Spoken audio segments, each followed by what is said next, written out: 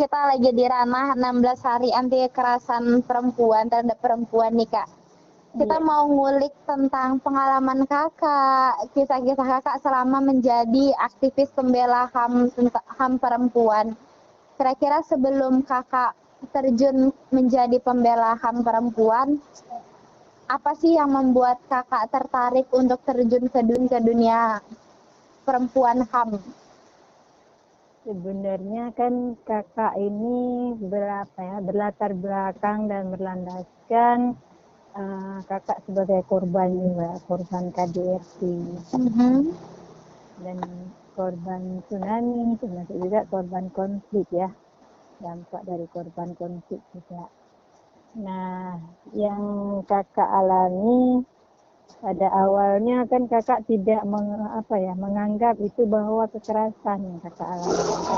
Karena kakak berpedoman kepada apa yang diterangkan oleh tungku pengajian di tempat kakak mengaji, bahwa perempuan itu tidak boleh membantah atau perempuan itu tidak boleh ini, tidak boleh itu, dan itu dijelaskan hanya sepenggal.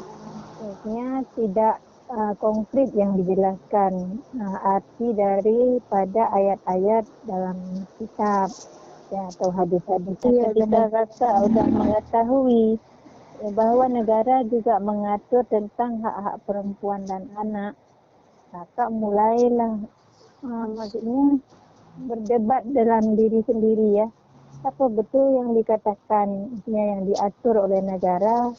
Kok dalam Al-Quran, dalam Alkitab katanya begini, perempuan itu tidak boleh membantah dan lain-lain. Ketika kakak mencoba memahami apa yang diajarkan atau yang dilakukan oleh RPUK, Relawan Perempuan Perkemanusiaan, kakak mulailah membuka cara pandang kakak. Ternyata selama ini saya sudah terintimidasi, saya sudah mengalami kekerasan yang luar biasa. Kakak ada paham kekerasan fisik, psikis, seksual, dan penelantaran. Empat tindak kekerasan ini kan kakak alami waktu itu. Jadi paham, ternyata perempuan juga punya hak dia untuk melakukan sesuatu, misalnya dia beraktivitas di masyarakat. Nah, sebelumnya kakak kan tak diizinkan oleh suami, kecuali di rumah. Di rumah saja tidak boleh berinteraksi dengan orang banyak. Kemudian menikah tidak punya kawan, langsung kayak masuk perangkap harimau. Begitu cerita. Begitu berat beban yang kita pikul ya, tidak boleh berinteraksi dengan keluarga, ya Allah. Sangat-sangat dikekang gitu ya Kak ternyata ya. Berarti kakak sampai di bidang ini gitu, menjadi aktivis pembela HAM perempuan karena kakak pernah mengalami pengalaman yang kakak sendiri menjadi korbannya gitu ya Kak. Iya, betul sekali. Dan yang dari Jui tangkap juga, seperti kebanyakan perempuan di luar sana, kakak juga salah satu orang yang tidak menyadari selama ini kakak telah menjadi korban. Iya, betul sekali. Itu sih yang selama ini menjadi jebakan terhadap perempuan. Iya, bahkan sebagian perempuan memang tidak paham bahwa haknya sudah dilanggar oleh suaminya. Kalau istilah orang kita, orang Aceh ini, kalau belum patah tulang, pecah kepala itu belum kekerasan. Itu yang dipahami oleh perempuan-perempuan yang mengalami tindak kekerasan. Ketika kita pun menjelaskan bahwa ibu sudah mengalami kekerasan, ibu sudah dipukul, ibu sudah dicaci maki, ibu sudah difitnah, ibu sudah dituduh, itu kekerasan yang ibu alami. Jadi ketika kita memberi pemahaman itu harus berulang kali, meyakinkan perempuan ini bahwa haknya sudah dilanggar, jangan tunggu kepala pecah. Jadi benar-benar sih kurangnya edukasi ya Kak dan pemahaman. Kakak kan terbayang waktu kakak sebelum memahami juga. Jadi harus punya kesabaran menjelaskan kepada korban. Ya betul, harus punya kesabaran yang betul-betul sabar menjelaskannya sedetil-detil mungkin sehingga dia memahami bahwa betul haknya sudah dilanggar oleh si pelaku. Iya. Benar-benar sih Kak, benar itu harus sabar. Iya, sebenarnya tugas pendamping itu melebihi daripada tugas apa ya? Tugas presiden lah. Kita bilang. Iya. Ya, dia kan nggak kenal waktu, mau maghrib, mau siang, mau sore, mau malam. Pendamping ini terus melakukan pendampingan tanpa mengenal waktu. Lelahnya, kapan terasa lelahnya ketika sudah sampai di rumah. Jadi ada pengetahuan baru nih untuk Ji. Ji tertarik di bagian ini sih Kak. Kayak Kakak bilang tadi, dulu kan belajarnya kita belajar tentang kitab. Taunya perempuan itu memang seharusnya nurut gitu sama laki-laki kan Kak. Iya. Setelah belajar hak-hak perempuan, ternyata banyak hak kita yang dilanggar. Nah, jadi mungkin ini bertolak belakang antara ajaran kitab dan hak-hak dari hak perempuan yang diutarakan negara. Kira-kira pertama kali kakak bergabung menjadi aktivis pembela HAM perempuan, ada nggak sih Kak kayak bentrok atau ya stigma dari masyarakat sekitar lah, karena kan perempuan kok nggak mau nurut sama laki-laki sih, kok berani-beraninya kayak gitu. Ada nggak sih Kak hal-hal seperti itu? Kalau di awal-awal ada gitu ya.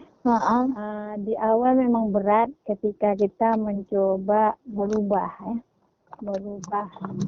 cara pandang kita. Karena yang selama dari kecil kita udah mendengarkan dan masuk di mindset kita bahwa perempuan itu tidak boleh begini, tidak boleh begitu, tanpa ada penjelasan yang lebih konkret. Maksudnya yang lebih jelas. Padahal dalam Al-Quran sudah dijelaskan bagaimana hak perempuan, bagaimana kewajiban laki-laki, tanggung jawabnya, semua sudah diatur. Nah, di tempat-tempat kita mengaji cuma diajarkan sepintas. Yang kajiannya nggak seluas apa yang dijelaskan dalam Alkitab. Iya. Tentunya kan cuma menjelaskan karena menganggap kita anak-anak, dijelaskannya mungkin sepintas, kayak itu. Tapi ketika kakak ada paham bahwa negara sudah mengatur ada hak perempuan A, B, C, D, terus kakak kaitkan dengan kitab, akhirnya kan kakak belajar lagi dengan di pengajian. Ternyata ketika kita sudah beranjak lebih dewasa ataupun lebih mental kita dah siap, baru diajarkan. Kalau sekarang kan semua pesantren dah mengajarkan terang-terangan. Kalau dulu memang enggak. Jadi menjadi satu benturan di kita ketika kita mencoba merubahnya. Apa benar ini? Akhirnya kan butuh suatu energi positif untuk mengetahui bagaimana sih caranya sehingga negara bisa mengatur ini. Dari mana sih landasannya sehingga negara bisa membuat aturan seperti ini. Nah, ternyata ketika kakak paham, isi dalam kitab juga diambil untuk membuat aturan-aturan yang diatur oleh negara. Nah, dari undang-undang yang diatur oleh pemerintah, semuanya diambil dari Alkitab. Nah, kakak udah pahami, baru kakak udah mencoba. Karena sebenarnya juga Islam itu memuliakan perempuan ya kan Kak? Iya, betul. Jadi pasti hak-hak perempuan yang diatur negara juga sejalan sama hal-hal yang memang memuliakan. Ya Kak? Ya, sama dengan yang diajarkan dalam kitab. Iya, benar. Menarik Kak. Berarti kira-kira nih Kak, selama kakak menangani menjadi pendamping korban kekerasan seksual atau yang lainnya, mungkin fokusnya lebih ke kekerasan seksual. Tantangan apa sih Kak yang Kakak hadapi? Karena kan itu hal yang memang masih tabu ya di masyarakat, apalagi di Aceh sendiri. Pasti Kakak punya tantangan yang lebih dalam menghadapi itu kan Kak? Kira-kira apa sih Kak tantangannya selama ini? Kalau tantangan yang pertama ya kan di pribadi kita juga menjadi satu tantangan ketika kita tidak punya pengetahuan yang cukup ya. Iya benar. Bagaimana mendampingi korban kekerasan seksual karena ini kan sensitif. Benar Kak, benar. Ya, sensitif dan memang butuh apa ya kita bilang kesabaran, terus keikhlasan dalam mendampingi korban-korban kekerasan seksual. Belum lagi kita terbentur dengan budaya patriarki yang memang benar-benar sangat ini di Aceh kita bilang kan, Aceh kan terkenal dengan syariat Islamnya. Iya. Kemudian kita juga terbentur dengan resam atau adat yang adat kebudayaan yang memang mendarah daging di masyarakat ataupun di di Aceh pada khususnya itu misalnya kan kayak kakak pernah mendampingi salah satu korban kekerasan seksual pada tahun 2012 itu anak disabilitas. Oh iya. Anak disabilitas, dia tidak bisa bicara, tidak bisa mendengar, kemudian dia jalannya pun tidak terarah, hanya tempoyongan jalannya. So, dia mau ke kanan, kakinya ke kiri, begitulah kondisinya.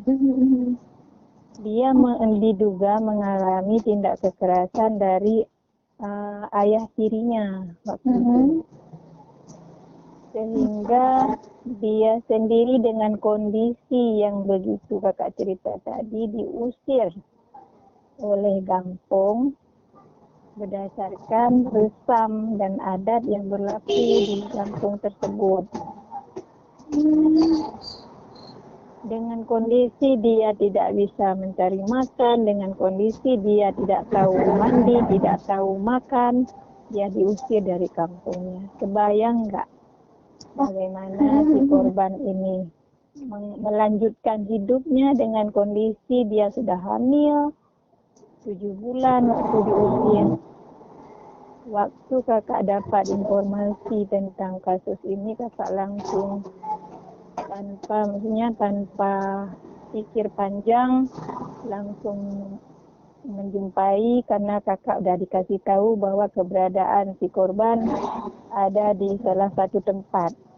Nah, ketika kakak membawa pulang si korban ini ke tempat asalnya, ke tempat tinggalnya, justru kakak diusir juga bersama aparat desa karena dianggap kakak sudah mendukung maksiat. Mendukung orang yang melakukan zina. Dan itu sangat melanggar dengan resam kampung tersebut. Sehingga kakak waktu itu berdebat panjang dengan aparatur kampung tersebut sampai tercetus di para pengambil kebijakan di kampung tersebut bahwa kakak ini adalah perempuan pembela aliran sesat. Sampai tercetus begitu untuk kakak. Tapi kakak tidak mematahkan semangat kakak dengan ucapan bapak-bapak tersebut, karena yang melobi waktu itu bersama kawan untuk memberikan informasi ini kepada Ibu Bupati, terus kepada Ibu Dinas Pemberdayaan Perempuan dan Anak Aceh Utara, sehingga bersinergi dengan kawan-kawan yang lain sampai korban tersebut bisa tinggal lagi di kampung tersebut, bahkan sampai ke provinsi waktu itu kakak mencoba berkoordinasi. Itu salah satunya.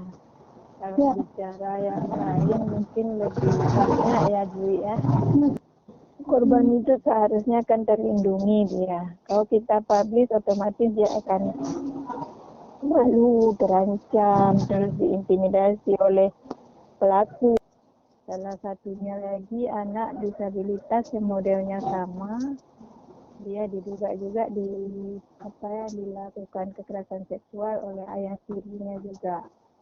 Nah, ini lebih sayang lagi ketika dia orang tua perempuannya, mama kandungnya ini meninggalkan dia di tengah jalan dalam posisi hamil. Dia ditinggalkan di satu halte. Dan dia tidak bisa memberikan informasi kemana dia pulang, dengan alamatnya, namanya siapa, dia tidak bisa memberikan informasi tersebut. Ketika kami temukan itu dari laporan salah satu warga, kami mencoba untuk mendampingi ke proses hukum, dan anaknya memang diadopsi orang kan. Yang sayangnya ketika dia sudah melahirkan, tidak ada orang tua kandungnya sendiri meninggalkan dia lagi ke Malaysia. Ayah tirinya ini kan merasa dia berkuasa, sehingga bisa melakukan berulang terhadap anak tersebut. Berarti tantangannya cukup berat ya Kak, ketika kita menjadi pendamping korban kekerasan seksual. Iya sih, secara pikiran, perasaan kita memang sangat menyita waktu. Misalnya contoh kasus kekerasan seksual yang terjadi pada anak mulai usia dia 6 tahun sampai usia dia 14 tahun itu dilakukan kekerasan seksual oleh ayah kandungnya sendiri. Ayah kandungnya sendiri yang melakukan, sehingga dia boleh kita bilang udah menjadi trauma berat. Kakak nggak bisa menyebutkan juga trauma beratnya karena kakak bukan psikolog kan. Iya Kak. Kalau kita amati memang dia trauma berat dari umur 6 tahun sampai 12 tahun dikerjakan sama ayah kandungnya sendiri. Nah, yang sakitnya ketika dukungan orang tua perempuannya ini, orang tua kandung, mama kandungnya tidak mendukung dia sebagai korban dari suaminya. Sehingga anaknya menjadi korban dari suaminya. Sehingga si anak ini kan juga diusir dari kampung, diusir dari rumah. Sampai dia kami temukan, kami lakukan pendampingan. Ayahnya mendapat hukuman 8 tahun. Nah, ketika sudah mencapai hukuman 8 tahun kan ayahnya otomatis dilepaskan. Nah, si anak ini karena tidak diterima oleh orang tua kandungnya, mama kandungnya kan dia otomatis bintang-bintang karena tidak ada rumah aman di Aceh, apalagi di Aceh Utara. Tidak ada tempat menampung korban sementara. Nah, karena kakak merasa berempati dengan anak ini, bersama kawan-kawan mencarilah pekerjaan dia sampai ke Banda Aceh sana. Nah, sekarang alhamdulillah dia sudah menikah, sudah punya anak 1. Alhamdulillah ya Allah. Berarti Kak, kalau kita lihat juga lumayan banyak ya Kak korban kekerasan seksual di Aceh ini ya Kak. Oh, lumayan besar di Aceh Utara. Besar. Dan sangat tertutupi ya tapi Kak. Iya, dan berbagai macam model ya. Iya, Ada benar. yang dilakukan oleh pacarnya, ada yang dilakukan oleh pamannya, abangnya sendiri, abang kandungnya sendiri, sampai melahirkan anak dari adiknya yang dilakukan percintaan oleh abang. Menarik. Gimana sih Kak cara Kakak nemuin korban? Karena kan itu hal yang memang ya berapa orang menganggap itu adalah aib gitu. Gimana sih Kak cara Kakak menemukan korban-korban seperti itu Kak? Sebenarnya kan ada kita kerjasama juga dengan kepolisian, dengan pihak Polres, dengan pihak Polsek, pihak kecamatan, dan ada juga kerjasama dengan desa-desa. Misalnya kita punya kontak person di kecamatan apa, siapa gitu. Jadi ketika ada kasus-kasus yang memang masih dianggap itu aib di masyarakat, nah kontak person ini akan memberitahukan. Akan tetapi kami juga yang mencoba untuk menjangkau atau menginvestigasi kasus tersebut, tidak serta-merta apa yang mempublish. Jadi kami secara kita bilang secara personal dulu datang atau beberapa kawan datang. Jadi untuk menentukan di mana lokasi kejadian. Jadi tidak terpublish. Ada strategi-strategi yang memang kami lakukan. Kecuali ada memang yang duluan terekspos ke media. Nah, kalau kami mencoba untuk mendampingi juga, nah media kan tidak bisa mengekspos lagi. Iya benar-benar demi keamanan korban juga ya Kak. Iya betul. Berarti gini sih yang Jui tangkap, ketika kita memiliki rasa empati sama korbannya nih dengan korbannya, pastikan dari banyaknya tantangan tadi mungkin itu juga bakal mengganggu psikis Kakak, terutama Kakak dulunya pasti. Juga iya dan dulunya kan Kakak juga korban. Apakah banyaknya kekerasan ketika Kakak mendampingi si korban juga berpengaruh nggak sih Kak terhadap ya mungkin Kakak teringat dengan kejadian yang dulu ketika masa lalu Kakak, atau memang juga mengganggu psikis Kakak nggak bisa tidur atau banyak hal yang ditakuti? Gimana sih strategi Kakak untuk menangani hal-hal seperti itu Kak? Ya kalau di awal-awal melakukan pendampingan, Kakak kan otomatis memang masuk ke ranah si korban. Misalnya kadang terbawa mimpi, kadang muntah-muntah.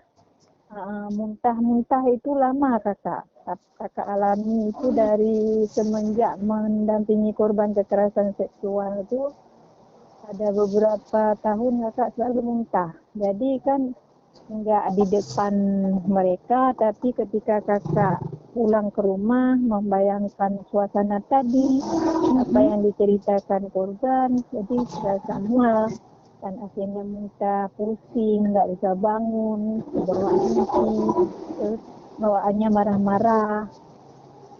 Jadi kan merasa kalau melihat laki-laki itu kayak benci sekali, kenapa dia harus melakukan itu terhadap misalnya anak yang masih kecil, yang tidak paham apa-apa. Dan psikologi Kakak memang sangat-sangat terganggu ya. Tapi kan pelan-pelan Kakak mencoba untuk mencari tahu apa sih yang bisa Kakak lakukan biar Kakak tidak mengalami gangguan psikologis, misalnya gejala-gejala tadi. Kakak mencoba konseling dengan Bu Mia. Dan kemudian Kakak mencoba untuk mencari alternatif lain. Sering-sering Kakak maksudnya jalan mencari tempat yang teduh kayak di pinggir sungai. Terus mencari tempat hijau, itu sering sekali Kakak lakukan. Karena kan ketika Kakak berhadapan dengan tempat yang memang ini, terus dia teduh, hijau, aman, itu membuat psikologis Kakak sangat terbantu. Itu pemulihannya. Kalau cara lain yang kakak lakukan, kalau sekarang ya kakak udah dapat pengetahuan, jadi ketika memang mendampingi kasus kekerasan seksual pada siang hari, ketika kakak sudah pulang ke rumah, itu kakak udah nggak mau mengingat lagi. Sudah membatasi ya kak? Membatasi terus membatasi juga HP. Kalau sebelumnya enggak, kadang-kadang ada yang nelpon lapor kasus jam 12 malam, ada yang jam 4 pagi. Nah, begitu kejadian telepon kakak, jadi kan otomatis secara emosional sangat-sangat terganggu. Bahkan waktu itu Kak Bar sudah merasa jijik ya, melihat anak sendiri juga kebayang. Mudah-mudahan nanti dia nggak menjadi pelaku sampai segitunya. Berarti segitu berpengaruh ya kak? Iya. Ternyata. Ya, karena kan kakak sering mendampingi korban itu pada saat BAP di kepolisian dengan penyidiknya. Strategi yang lain yang kakak lakukan sekarang untuk pemulihan diri, kakak mencoba untuk ini kadang menyalurkan lewat tulisan. Dan mulai ke arah situ. Jadi apa yang kakak alami siangnya mencoba menuangkan dalam tulisan walaupun hanya sedikit. Misalnya kakak marah sekali, tulislah marah, benci, apa. Besoknya kakak sambung lagi. Itu. Jadi tertuangkan dalam satu tulisan walaupun pendek, yang penting udah kakak tulis di situ. Iya sih. Dan nggak mau kakak ingat lagi untuk malamnya. Besoknya baru kakak lihat, oh ini nanti malam ditambah lagi. Gitu. Iya benar-benar, menurut penelitian juga tulisan itu bisa healing ya kak, memulihkan kita juga psikis kita.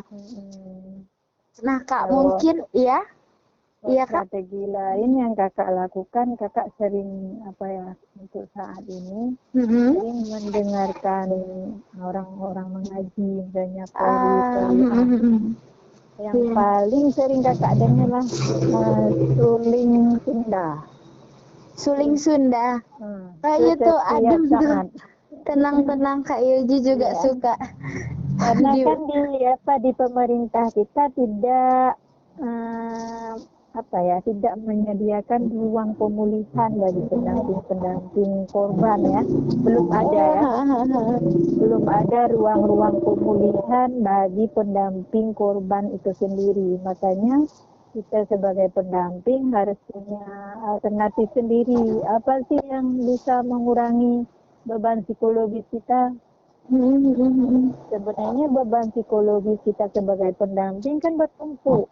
Mulai dari beban pribadi, beban keluarga, beban masyarakat, sosial kita, dari beban kerja, luar biasa memang. Komplit ya kak. Iya. Oh mungkin ini sih kak, tipsnya nih kira-kira kak, gimana sih, karena kan masih awam tentang hal seperti ini kan kak. Tipsnya itu seperti apa sih ketika ada seseorang yang mengalami kekerasan seksual, bagaimana dia melaporkannya hingga ke tahap bisa ke pendampingan, atau mungkin ada seorang yang dia melihat kejadian kekerasan seksual, dia melihat tetangganya menjadi korban kekerasan seksual, gimana sih cara dia melaporkan hal ini bisa sampai ke pendampingan korban tersebut kak? Kalau di kampung kakak sendiri kan kakak memang sudah bukan kita bilang sudah dikenal, tapi memang sudah tahu masyarakatnya. Misalnya di Kecamatan Muara Batu tempat tinggal kakak. Bagian masyarakat kan sudah tahu apa sih yang dilakukan Kak Bat. Nah, ketika memang terjadi kasus kekerasan seksual, baru-baru ini di kampung kakak sendiri terjadi 2 kasus kekerasan seksual dalam bulan November ya. Dan Pak Susinya langsung menghubungi, Kak, ini ada kasus ini, gimana cara mendampinginya, apa yang harus kami lakukan. Nah, kalau bisa, yuk kita sama-sama melakukan pendampingan. Jadi rasa kepercayaan di masyarakat atau apa ya sudah ada memang dan sudah diketahui.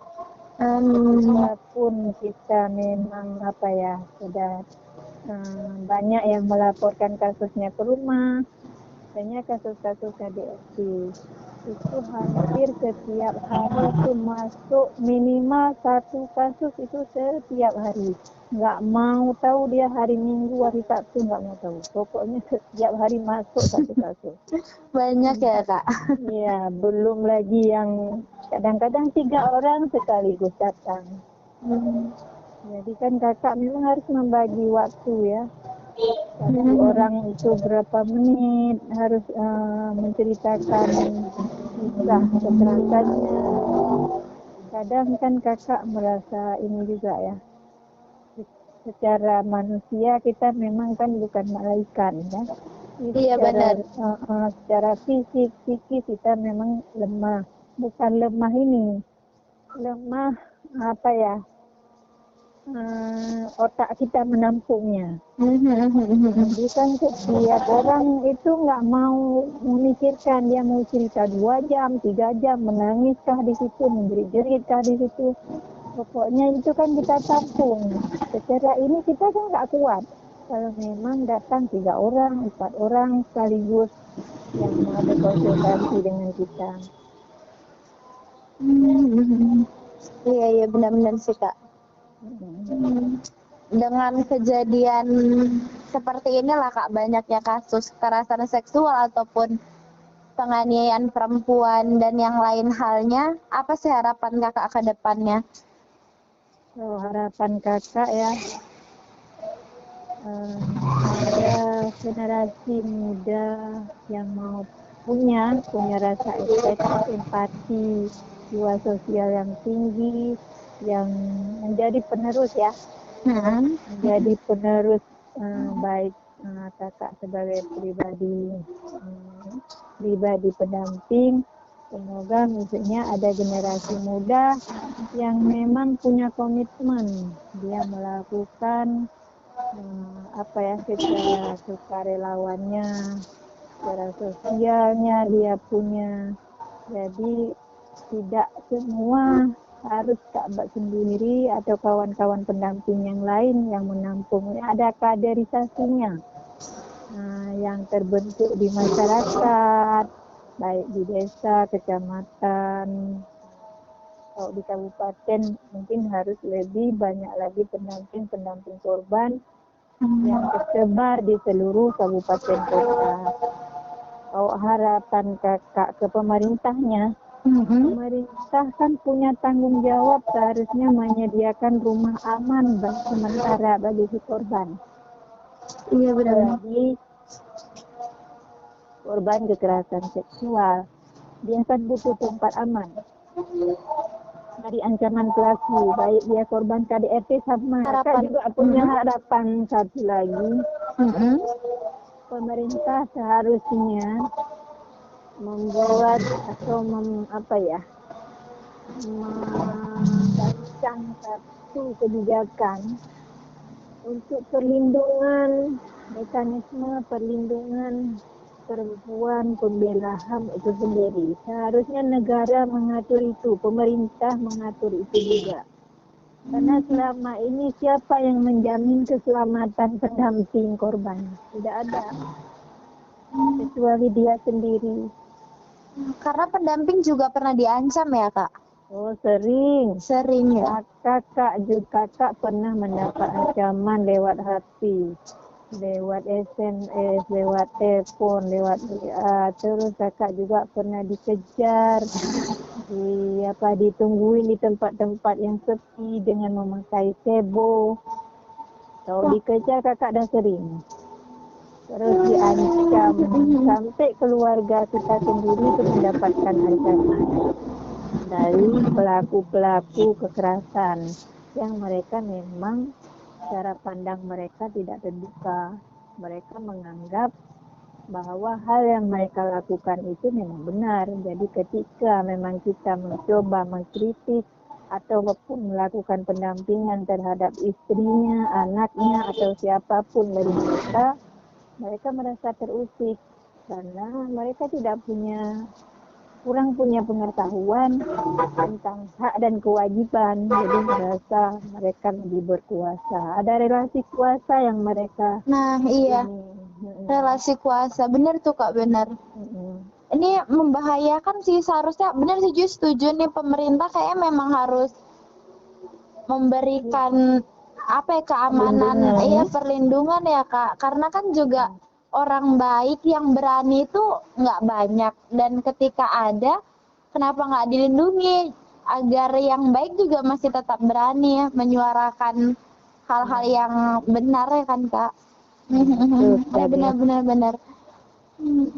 Mungkin segitu aja sih Kak untuk pembicaraan hari ini, karena sepertinya udah lebih dari cukup dan banyak juga hal yang menginspirasi dari Kakak. Semoga nanti juga harapan Kakak ke pemerintah, ke generasi selanjutnya bisa menyadarkan halayak ramai, karena kan kita ini campaign dalam bentuk media sosial. Semoga banyak anak-anak milenial yang juga terinspirasi mau ikut bergerak dengan Kakak juga kan Kak, agar kedepannya juga masih banyak nih orang-orang yang baik dan berani. Amin. Ya, makasih banyak. Iya Kak, makasih banyak juga pengalamannya hari ini, karena pengalaman itu kan berharga, dan Kakak mau menceritakan pengalaman Kakak sama aja memberikan penghargaan ke kami semua nih, kaum milenial.